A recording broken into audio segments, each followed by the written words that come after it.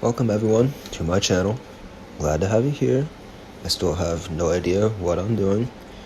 Hopefully by the end of this, you'll be having a good day. First things first, I have just reached 200 followers on Artfol. That's such a big deal for me. I literally could not do that without any of you, so thank you so much. Stay tuned. Because I'll be posting a Draw This in Your Style soon as a celebration. And I hope you join because there will be a prize for the winner. So yeah. Also, I'm looking out the window right now and seeing that Hurricane Henri has just started to come in, I think. It's raining pretty hard, so that's nice. We should be fine though. But alrighty then. I'll be describing my thought process for this drawing today. Well, more like painting actually. But yeah, I wanted to try some practicing my backgrounds because they do be lacking pretty bad. Yeah, I tend to do more character designs and stuff like that, but I felt that I needed to practice on my backgrounds. And also at the same time, I was having a bit of an art block, so I figured, might as well take this time to learn something new, right? It's one of those stupid art blocks where everything you draw and do, you just don't like it, and you just waste your time pretty much and get frustrated. So yeah, I decided to try my hand at some backgrounds and also trying my hand at digital painting because I don't do that very often, and so this is pretty much my first time where I was actually doing it seriously and is the main focus of it, so that was pretty cool too. This drawing, or I'm gonna keep saying drawing because that's what I usually do, but this is a painting, but this painting was based on a scene from my story, actually. So yeah, that's pretty cool. This is how I imagined it. I imagine it for now.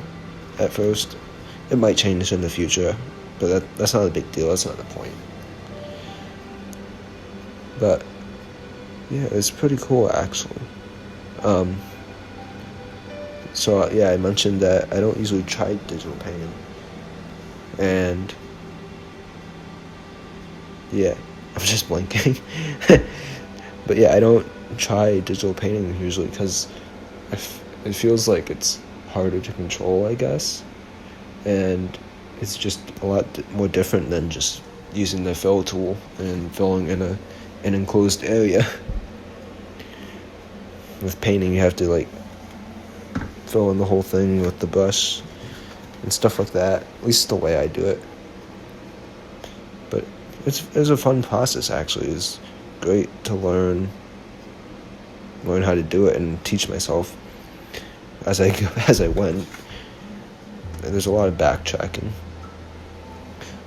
Yeah, and also like a big portion of it was on one layer, which was a total mistake, but by the time I realized it, it was too late to go back and just so I had to keep repainting stuff over and over a bunch because I just couldn't separate it by a layer. So yeah, mental note next time, just to make sure I have multiple layers, take advantage of that digital part of the painting. But yeah, it just made it more interesting really, and it didn't really impact too much, but I could definitely see how if the painting became a lot more complex and all that stuff, it would have been a lot more difficult, but it was pretty simple for this time around. Oh, you're probably also wondering what brush I used. It's just one of the default brushes in Clip Studio Paint, the oil brushes. So yeah, they blend super well together, and they'll probably be the brushes I use for any background now. Not for character design, because that's different. My style for that is a little different.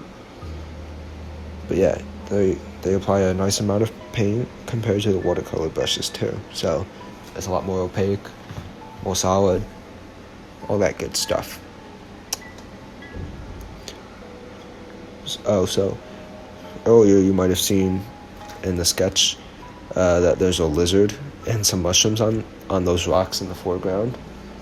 Yeah, they don't show up in the final piece, unfortunately, which was kind of annoying because I wanted to include them, but you'll see later on maybe that when I tried to paint them in, I was just struggling because it's hard to choose a color that matched well with the rest of the forest, but also didn't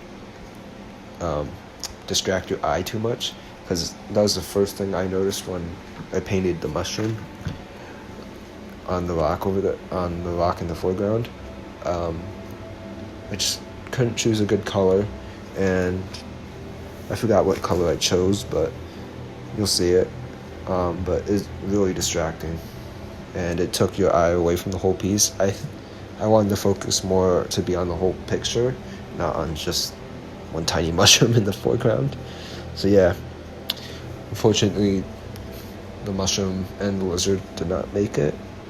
Kind of sad, but I just got too frustrated and couldn't find a good color. So it's not the end of the world. It still turned out pretty well, I think. I did include a mushroom though, so can't be too disappointed. And I also included a skeleton, but that's not super visible either. And I wasn't sure I loved the skeleton, but it's in there, so can't change it now. I mean, I could, but I don't want to. Yeah. In the end, I really loved how the trees turned out the most. Those were my favorite part, yeah. And it's also the favorite part that I wanted to paint. If that doesn't really make sense, but I hope you get the idea of what I meant there. It was my favorite part to paint. Yes, that's a lot more clear. There we go. Jeez, words. But yeah, they're so funky with their twistiness and all, and I love the color and texture that I came up with. I don't even know how I did it really. It just happened. All part of the process, and that's great. It was really great actually, because I kind of just let loose with the whole painting, and it just turned out pretty well. Although towards the end it started getting more hard when I was trying to add in a few more stuff, because I just felt like it felt really empty for a forest. But oh well. At that point I got too frustrated to figure out how to add anything else. So what can you do? But yeah, so that's about it. That's all I have to say really. So kind of short, but oh well. I'll just leave you with the rest of the speed paint now, with some music, and yeah, you can vibe to that. But I'll start my outro now. Thanks for watching. It was an honor to have you here. There are links to my Artfol and Buy Me a Coffee down below. If you want to support me, you can donate or buy something from there. Also, my commissions are open if that's something you'd like. Obviously, like everyone else says, like, comment, subscribe. It helps. Other than that, have a good day and a cookie, because you deserve both. And stay hydrated.